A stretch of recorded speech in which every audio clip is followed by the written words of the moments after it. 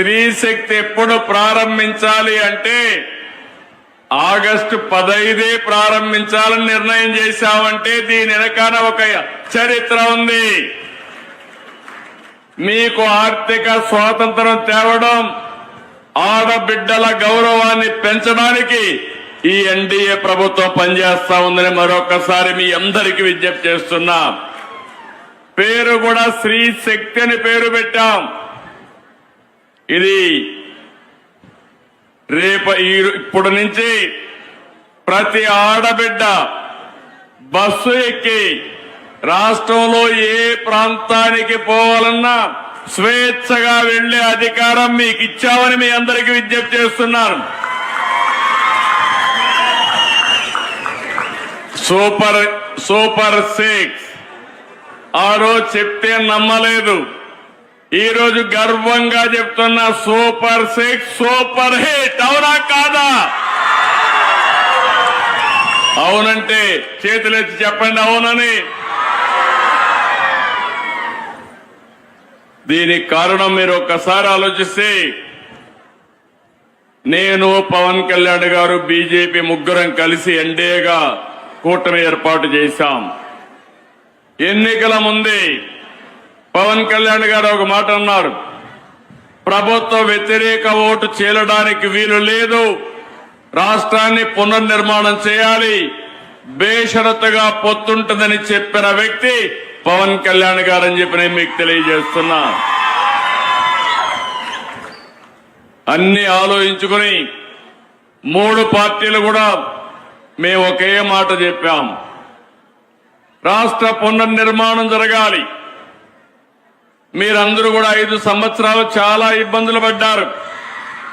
నేను అడుగుతున్నా ఇక్కడే వాళ్ళని, 5 సంవత్సరాల్లో ఎప్పుడన్నా నవ్వారమ్మా మీరని అడుగుతున్నా.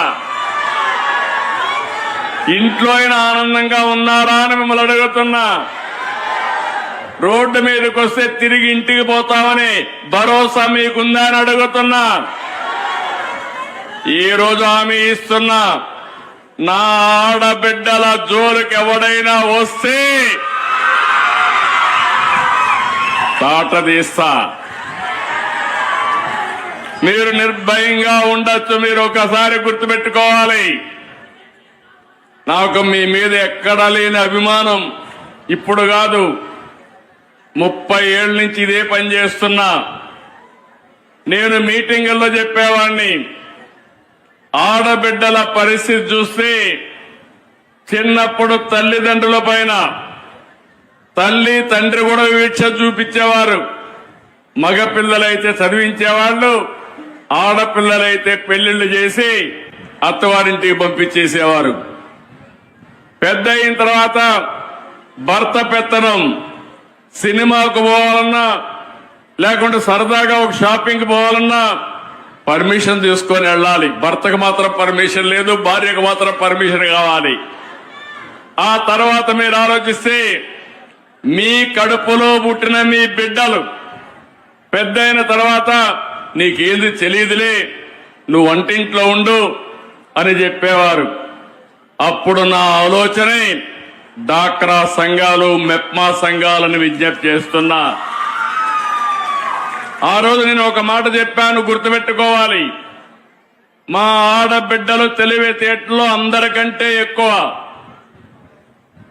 ఒక విధంగా చెప్పాలంటే, ఈ రోజు మీరు ఆర్టీసీ బస్సుల్లో చూస్తున్నారు. నేను ఆ రోజు ఉద్యోగాల్లో కాలేజ్ సీట్లో రిజర్వేషన్లు పెట్టాను, 33% పెట్టాను.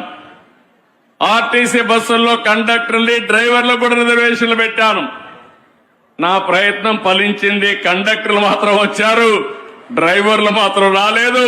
తొందరలో ఆర్టీసీలో డ్రైవర్లుగా కూడా మా ఆడబిడ్డలు వచ్చే పరిస్థితి వస్తుంది. తొందరలోనే ఎలక్ట్రికల్ వెహికల్స్ వస్తాయి. స్టీరింగ్ దగ్గర కూర్చుంటే ఆటోమేటిక్ గా డ్రైవింగ్ చేసే పరిస్థితి వస్తుంది. కాబట్టి మా ఆడబిడ్డలు పైకి వచ్చే అవకాశం వస్తుంది. స్త్రీ శక్తి ఉచిత బస్సు ప్రయాణం. అయ్యా చంద్రబాబు నాయుడు గారు, మీరు అధికారంలోకి వచ్చే ఆనందం అవుతుంది, ఇప్పుడు గుర్తొచ్చిందా? అది కూడా మేము వెంటబడితే కదా నీకు గుర్తొచ్చింది. అప్పుడు అడ్వర్టైజ్మెంట్స్ ఇచ్చాం. ఇంతకు ముందు కూడా నేను చెప్పా, తిరుపతి వెళ్ళాలనుకుంటున్నారా? ఉచిత బస్సు ఎక్కండి, తిరుపతి వెళ్ళండి. కాళహస్తి వెళ్ళాలనుకుంటున్నారా? వెళ్ళండి అని చెప్పినావు నువ్వు. అంతేకాదు, నేను మీకు ఉచిత బస్సు ఇచ్చా, ఎక్కండి, నేనే డ్రైవర్ని, పోనీ అన్నావు. ఇవాళ సగం దూరం ఎక్కి దించుతున్నావు, మళ్ళీ ఎక్కిస్తున్నావు. ఏంటి అన్యాయం అని అడుగుతా ఉన్నా. మొత్తం నీకు ఇవాళ జీవో ఏం ఇష్యూ చేసావు నువ్వు? ఇవాళ శుభ్రంగా నువ్వు, ఉప ముఖ్యమంత్రి గారు, మీ డీఫాక్టో ముఖ్యమంత్రి నారా లోకేష్ గారు అందరూ కలిసి బస్సులో తిరిగారు కదా, ప్రచారం చేసుకున్నారు.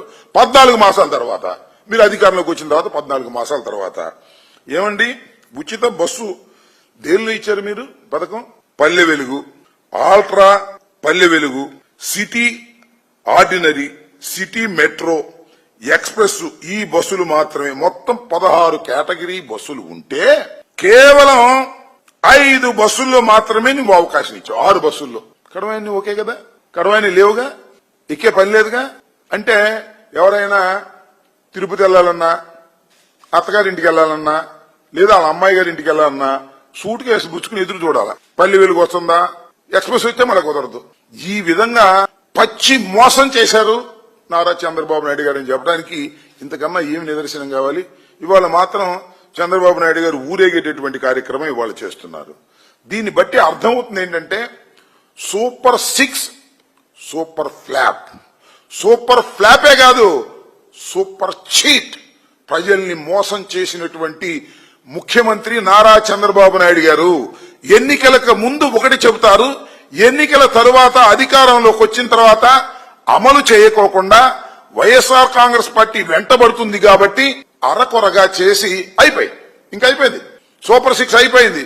ఎవరన్నా మాట్లాడితే నాలిక మందం అనేటువంటి పరిస్థితికి ఇవాళ చంద్రబాబు నాయుడు గారు దిగజారిపోయి ప్రచారం చేసుకునేటటువంటి కార్యక్రమం చంద్రబాబు నాయుడు గారు చేస్తున్నారు.